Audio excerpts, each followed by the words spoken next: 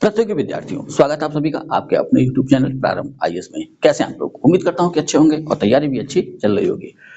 आज की video class की बात करें तो आज की वीडियो क्लास पूरक है उस वीडियो क्लास का जो अभी इसके पहले अपलोड की गई। यानी उस वीडियो क्लास की बात करें तो हम पढ़ रहे थे प्राचीन भारत और प्राचीन भारत के तहत हम पढ़ रहे हैं सातवाहन वंश और सातवाहन वंश का भाग 1 मैं उपलब्ध करा चुका हूं और आज सातवाहन वंश को पूरा करेंगे यानी सातवाहन वंश का भाग 2 देखेंगे और साथ ही साथ कलिंग के चेदी वंश के बारे में भी आज ही पढ़ेंगे।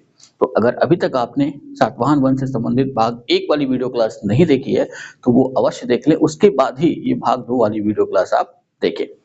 थोड़ा सा पीछे चलते हैं और पीछे चलते हैं तो हम क्या देखते हैं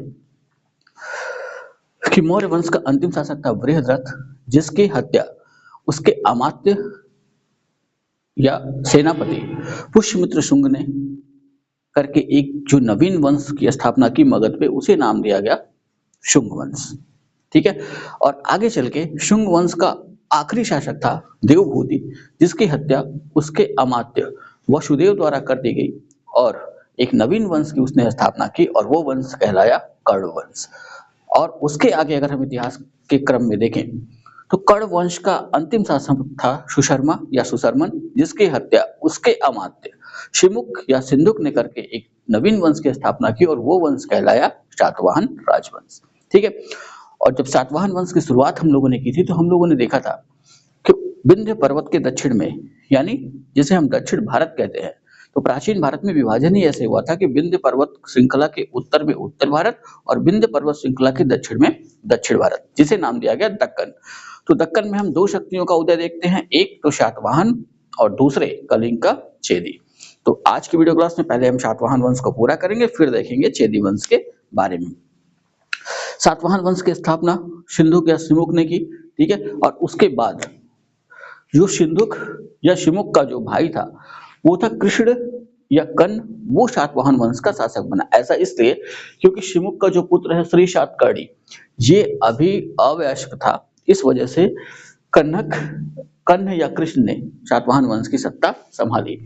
और श्री सातकर्णी के बाद अचानक से हम क्या देखते हैं कि एक अंधयुग आता है, यानी सातवाहन वंश के शासकों के बारे में इतिहास में कुछ भी उल्लेख नहीं मिलता है, न ही अभिलेखों में। हाँ, कुछ सातवाहन वंश के शासकों का उल्लेख मिलता है, लगभग सामान्यतः 3 शासकों का नाम आता है इतिहास में, और इस समय के इतिहास काल को इतिहासकारों ने नाम दिया अंधयुग। और ये अंधयुग के 3 शासक महत्वपूर्ण हैं सातवाहन से संदर्भ में, वो हैं अपीलक, कुंतल और हाल। ठीक है, जिनके बारे में हम लोगों ने पीछे पढ़ रखा है। फिर अचानक से सातवाहनों का उदय होता है और गौतमी पुत्र सातकर्णी को हम सातवाहन राजा के रूप में देखते हैं, जो सातवाहन वंश का सबसे प्रतापी शासक था। फिर उसके बाद वशिष्ठ पुत्र पुलवामी को हम गद्दी पर देखते हैं, जो गौतमी पुत्र सातकर्णी का जो है पुत्र था। ठीक है, यहाँ तक हम लोगों ने पढ़ रखा है। इसके संदर्भ में जो भी प्रमुख चीजें थी वो मैंने आपको पिछली वीडियो क्लास में पढ़ा रखी है। अब वशिष्ठ पुत्र पुलवामी के बाद का इतिहास जो है उस पर दृष्टिपात करते हैं। तो वशिष्ठ पुत्र पुलवामी के बाद जो सातवाहन वंश का अगला शासक बना वो था शिव श्री सातकर्णी, और इसका काल था 154 से 165 ईस्वी तक। ठीक है, अब इसे यहाँ पे ध्यान रखिएगा कि ये वशिष्ठ पुत्र पुलवामी का भाई तथा शक शासक रुद्रदामन का दामाद था। पीछे हम लोगों ने क्या पढ़ा था? पीछे हम लोगों ने देखा था कि वशिष्ठ पुत्र पुलवामी को रुद्रदामन ने 2 बार पराजित किया, लेकिन उसका वध नहीं किया। क्यों नहीं किया? वो रीजन यही था कि शिव श्री सातकर्णी रुद्रदामन का दामाद था। इस रिश्ते की वजह से ही रुद्रदामन ने वशिष्ठ पुत्र पुलवामी का वध नहीं किया, यानी उसकी हत्या नहीं की। ठीक है, इसके बाद जो अगला शासक देखने को मिलता है सातवाहन गद्दी पे, वो उसका नाम था शिव स्कंद सातकर्णी। ठीक, इनके बारे में भी कोई विशेष महत्वपूर्ण जानकारी नहीं उपलब्ध होती है। कुछ जानकारियां हैं, लेकिन वो ध्यान रखिएगा कि एक दिवसीय परीक्षाओं के संदर्भ में वहां से प्रश्न नहीं बनते हैं। बस इनका नाम ध्यान में रखना है, कौन सा शासक, यानी कि क्रम ध्यान में रखना है। ठीक है, अगले शासक की बात करें तो अगला शासक जो हमें मिलता है वो है यज्ञश्री सातकर्णी। ठीक है, तो यहाँ पे ध्यान रखिएगा कि यज्ञश्री सातकर्णी सातवाहन वंश का अंतिम शक्तिशाली शासक था, जिसके बारे में हमें इतिहास में जानकारी मिलती है। इसके बाद के जो शासक है उनके संदर्भ में इतिहास में जानकारी हमें काफी कम मिलती है। तो यहाँ पे 3 चीज ध्यान में रखिएगा कि प्रारंभिक सातवाहन शासकों में सबसे शक्तिशाली श्री सातकर्णी, और सातवाहन वंश का सबसे शक्तिशाली शासक गौतमीपुत्र गौतमीपुत्र सातकर्णी, ठीक है। और सातवाहन वंश का अंतिम शक्तिशाली शासक यज्ञश्री सातकर्णी। ये तीन चीजें ध्यान में रखिएगा, ठीक है। अब यज्ञश्री सातकर्णी में के बारे में कहा जाता है कि इसने शकों को पराजित किया। इसके पीछे अगर हम देखें तो वशिष्ठी पुत्र पुलवामी को शकों ने पराजित किया था, ठीक है। और यज्ञश्री सातकर्णी पुनः सातवाहन वंश का ऐसा शासक है जिसने शकों को पराजित किया, ठीक। अब यहाँ पे ध्यान रखिए, इसके सिक्कों पर जलयान का चित्रण मिलता है। ये क्वेश्चन कई बार पूछ चुका है कि किस सातवाहन वंश के शासक के सिक्कों पर जलयान या नाव का चित्रण मिलता है, तो अपना आंसर हो जाएगा यज्ञश्री सातकर्णी। दो पतवारों वाली नाव का जब प्रश्न बनेगा कि दो पतवारों वाली नाव का चित्रण किस सातवाहन शासक के सिक्कों पर मिलता है, तब आंसर हो जाएगा वशिष्ठी पुत्र पुलमावी, ठीक है। ये अंतर ध्यान में रखिएगा। अब यहाँ पे ध्यान रखिए कि यज्ञश्री सातकर्णी की मृत्यु हो जाती है। उसकी मृत्यु के बाद सातवाहन साम्राज्य का विघटन प्रारंभ हो जाता है, ठीक। तो अभिलेखों में तो इसकी कोई चर्चा नहीं मिलती है, लेकिन पुराण यज्ञश्री के बाद 3 शासकों का नाम पुराणों में हमें मिलता है। वो है विजय, चंद्रश्री और पुलोमा, ठीक है। इन्हीं सातवाहन शासकों के नाम मिलते हैं। यहाँ ये स्पष्ट नहीं है कि सातवाहन वंश का अंतिम शासक कौन था, ठीक। तो बस यहाँ पे सातवाहन वंश कि जिस व्यक्ति ने स्थापना की यानी सिंधु या सुमुख, उसका नाम ध्यान में रखना है। सातवाहन वंश का प्रारंभिक शक्तिशाली शासक श्री सातकर्णी, वो नाम ध्यान में रखना है। सातवाहन वंश का सबसे शक्तिशाली शासक गौतमीपुत्र सातकर्णी, ये ध्यान में रखना है। और सातवाहन वंश का अंतिम शक्तिशाली शासक यज्ञश्री सातकर्णी, ये ध्यान में रखना है, ठीक है। इतनी चीजें ध्यान में रखिएगा। अब आते हैं सातवाहन सिक्कों पर। तो सातवाहन वंश के संदर्भ में ध्यान रखिए कि इनके इतिहास से ज्यादा इनके सिक्कों की चर्चा इतिहास में होती है, ठीक है। ऐसा इसलिए कि इन्होंने एक नए तरीके का सिक्का चलाया जो था शीशे का, ठीक है। तो सातवाहन के सिक्कों की बात करें तो शीशे, तांबे तथा पोटीन। तो पोटीन एक मिश्र धातु थी जिसमें तांबा, जिंक, शीशा और टिन, ये 4 चीजें मिलाई होती थी। तो ये 3 तरह के सिक्के सातवाहनों ने जारी किए। और यहाँ से जो सबसे महत्वपूर्ण क्वेश्चन जो बार बार बना हुआ है कि शीशे के सिक्के जारी करने वाले सातवाहन पहले शासक थे। कई बार पूछा हुआ है कि इनमें से किस राजवंश ने सबसे पहले शीशे के सिक्के जारी किए, तो अपना आंसर क्या हो जाएगा, सातवाहन। शीशे के सिक्कों की वजन की बात करें तो इसका वजन था 500 ग्रेन, ठीक है। नासिक का एक स्थान है जोगलथंबी, जहां से छारात यानी शक शासक नहपान के सिक्के मिले। और इनमें से अनेक सिक्के गौतमीपुत्र सातकर्णी द्वारा दोबारा अंकित कराए गए, ठीक है। यानी इन सिक्कों में जहां नहपान का नाम था वहां नहपान का नाम हटाकर गौतमीपुत्र सातकर्णी का नाम दर्ज किया गया, जिससे ये पता चलता है, ये स्पष्ट हो जाता है कि गौतमीपुत्र सातकर्णी ने नहपान को पराजित किया होगा। और इतिहास में पीछे हम लोगों ने क्या पढ़ा था कि गौतमीपुत्र सातकर्णी ने शक शासक नहपान यानी छैरात वंश के शासक नहपान को पराजित कर मार डाला, और उसके साथ कुशावदत्त को भी गौतमीपुत्र सातकर्णी ने पराजित करके मार डाला था, ठीक है। सिक्कों पर ये जो इनके सिक्के थे उन पर मुख्यतः क्या बना था, उन पर वृष, गज, वृष का मतलब बैल, गज का मतलब हाथी, सिंह, अश्व, घोड़ा, पर्वत, जहाज, चक्र, स्वास्तिक, कमल, त्रिरत्न और उज्जैन चिन्ह, ठीक है। इस पर ध्यान रखिएगा। आदि का अंकन मिलता है। उज्जैन चिन्ह की बात करें तो 4 बाल क्रॉस करके बनाए हुए, क्रॉस का मतलब इस तरीके से, ठीक है। और इसे ही नाम दिया गया है उज्जैन चिन्ह, ठीक। तो इनका अंकन सातवाहन काल के सिक्कों पर देखने को मिलता है, ठीक है। 4 प्रमुख पॉइंट हैं जो अच्छे तरीके से ध्यान में रखिएगा। यहाँ से बार बार प्रश्न बनते हैं हर परीक्षाओं में। पहला, इसमें सातवाहनों की राजधानी। तो सातवाहनों की प्रारंभिक राजधानी की बात करें तो प्रतिष्ठान या पैठन, ठीक। प्रतिष्ठान का ही एक नाम पैठन, और एक और राजधानी उन्होंने बना रखी थी जिसका नाम था धान्यकटक, ठीक है। ये भी अच्छे से ध्यान में रखिएगा। प्रतिष्ठान या पैठन और धान्यकट, ये 2 शहर ऐसे थे जिन्होंने सातवाहन वंश की राजधानी का कभी न कभी प्रतिनिधित्व किया, ठीक है। सातवाहनों का प्रमुख बंदरगाह कहाँ था, तो अगर हम देखें तो सातवाहनों का मुख्य क्षेत्र कौन सा पड़ रहा है, महाराष्ट्र, ठीक है। यानी भारत का पश्चिमी हिस्सा। तो पश्चिमी तट पर स्थित भड़ोच, यूनानियों ने इसी को नाम दिया बेरीगजा, ठीक है। तो भड़ोच सातवाहनों का सबसे प्रसिद्ध बंदरगाह था, या कह सकते हैं कि प्रमुख बंदरगाह था। सातवाहनों की राष्ट्रभाषा क्या थी, ठीक है। सातवाहनों की राष्ट्रभाषा थी प्राकृत मराठी, ठीक है। और माने कि मराठी को क्या कह सकते हैं, महाराष्ट्री, ठीक है। महाराष्ट्री प्राकृत भाषा ये सातवाहनों की राष्ट्रभाषा थी और इनके जितने भी अभिलेख हैं इसी भाषा में लिखे गए हैं, ठीक है। और सबसे महत्वपूर्ण ये ध्यान रखिएगा कि पूरे भारत के इतिहास में अब तक सातवाहनों का शासनकाल शुरू होने तक, ठीक है, तो सातवाहन पहले ऐसे शासक हैं जिन्होंने भूमि दान में दी, ठीक है। यानी भूमि दान देने की प्रथा का प्रारंभ जिस राजवंश ने भारत में प्रारंभ किया वो राजवंश है सातवाहन। ये चीज ध्यान में रखिएगा, ठीक है। अभी ये ध्यान रखिए कि अभी आप इतना तैयार करके रखिए सातवाहन के संदर्भ में, ठीक है। हाँ, आगे चल के एक बार फिर से मैं आपको सातवाहन वंश पढ़ाऊंगा और वहां पे वो क्लास कुछ और भी विस्तृत होगी और अलग तरीके की, अलग लेवल की होगी। लेकिन अगर आप इतना तैयार करके रखते हैं तो ये मान के चलिए कि एक दिवसीय परीक्षाओं में तो इससे बाहर क्वेश्चन नहीं आएगा, लेकिन आरओ पीसीएस जैसी परीक्षाओं में थोड़ा सा और अगर गहराई में हो जाएंगे तो कुछ और चीजें हमें पढ़नी होंगी। वो शीघ्र ही मैं आपको पढ़ाऊंगा फिर एक नए सिरे से, ठीक। तो ये सातवाहन वंश के संदर्भ में ये सातवाहनों का इतिहास।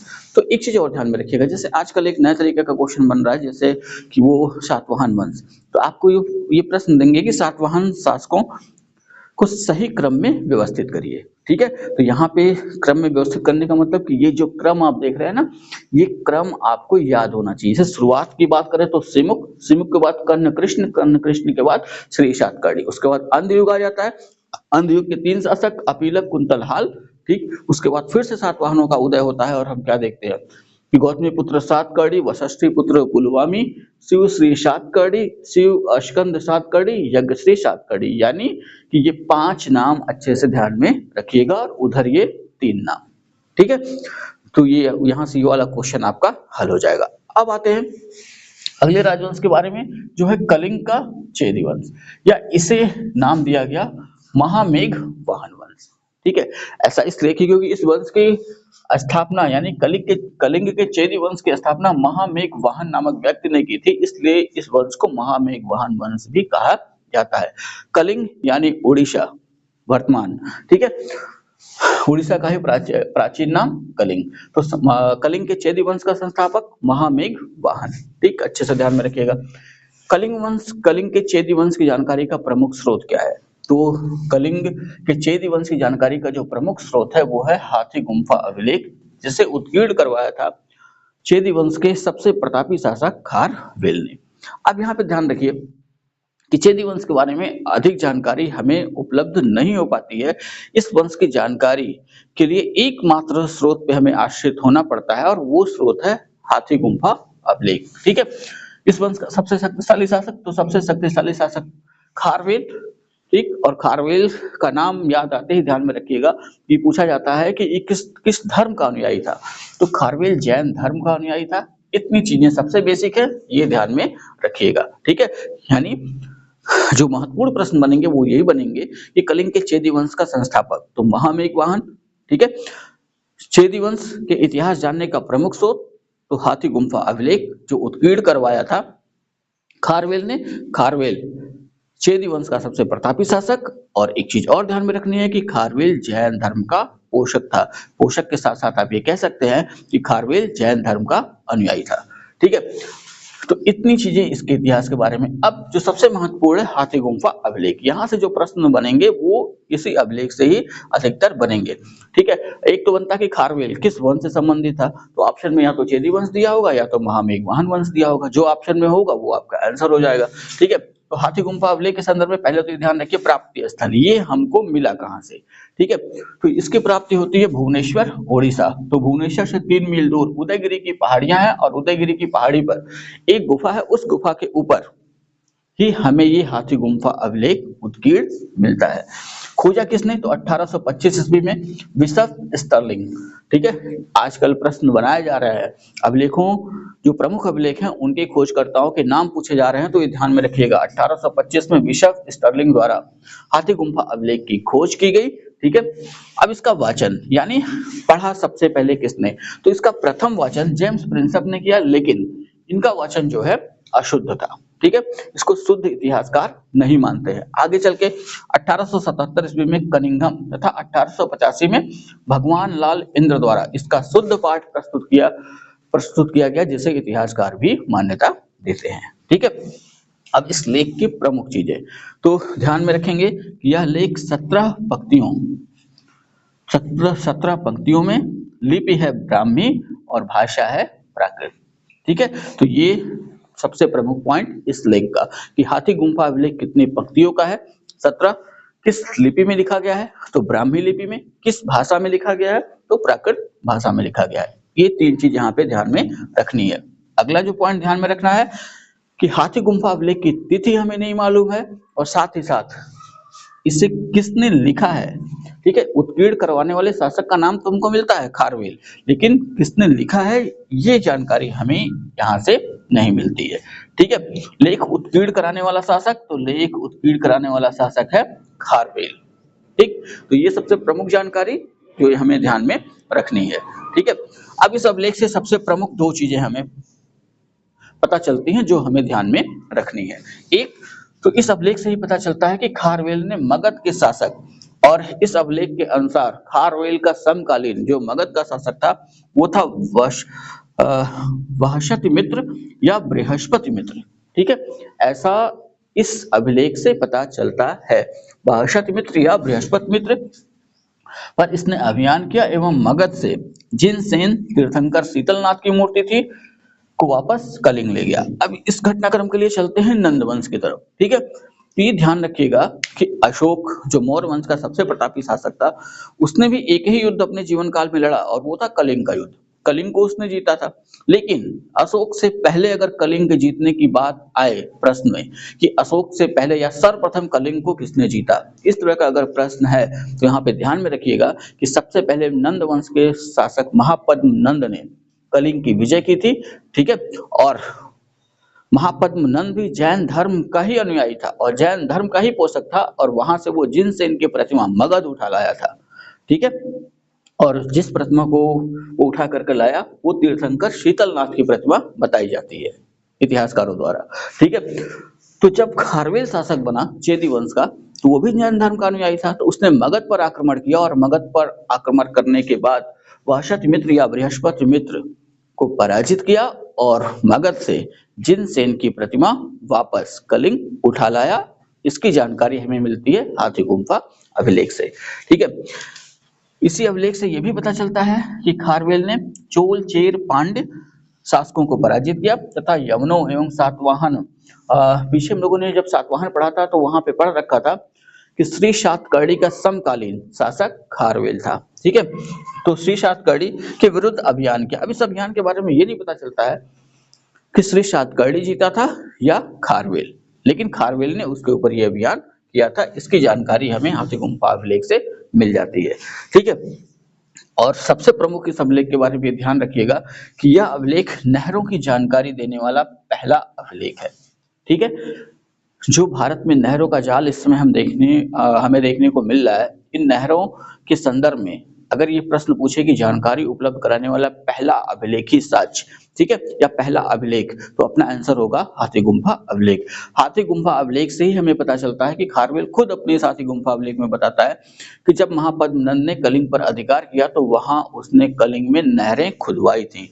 ठीक है, तो इसमें कहा गया है कि नंद शासक महापद्म नंद ने कलिंग में नहरों का निर्माण कराया था।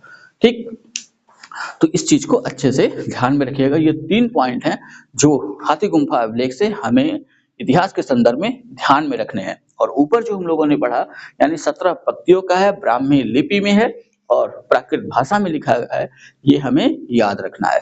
खोज 1825 ईस्वी में बिशप स्टर्लिंग द्वारा, ये भी हमें पॉइंट ध्यान में रखना है। प्रथम वाचन जेम्स प्रिंसप, लेकिन अनुवाद अशुद्ध था। और आगे चल के इसका द्वितीय वाचन 1877 में कनिंघम और 1885 में भगवान लाल इंद्र द्वारा। ये अच्छे से ध्यान में रख लेना है। ठीक है, इस अभिलेख पर न तो कोई तिथि है न ही अभिलेख को लिखने वाले का नाम इसमें दर्ज है, केवल लिखवाने वाले शासक का उल्लेख इसमें मिलता है और वो शासक है खारवेल। ठीक है, तो ये 2 राजवंश हम लोगों ने समाप्त किया प्राचीन भारत के संदर्भ में। इसे आप अच्छे से देख डालिए और अपनी नोट्स में इसे उतार डालिए। वीडियो अगर अच्छी लगी हो तो लाइक करिएगा, कमेंट करिएगा, वीडियो को शेयर करना ना भूलिएगा। अगर अभी तक चैनल को आपने सब्सक्राइब नहीं किया है तो चैनल को सब्सक्राइब भी कर लें और साथ ही साथ अन्य विद्यार्थियों को भी अपने चैनल से यथाशीघ्र जोड़ने का प्रयास करें। अभी जितने भी सब्सक्राइबर होंगे, आगे चल के जितनी भी क्लासेस चलेंगी, वो सब इन सब्सक्राइबर्स के लिए पूरी तरह निःशुल्क होगी हमेशा के लिए। लेकिन इसके बाद जब क्लासेस पे शुल्क लगा दिए जाएंगे तो उसके बाद जो भी जुड़ेगा उसे शुल्क के साथ ही जुड़ना होगा। तो इतना आप तैयार करिए, मिलेंगे नेक्स्ट वीडियो में, तब तक के लिए जय हिंद।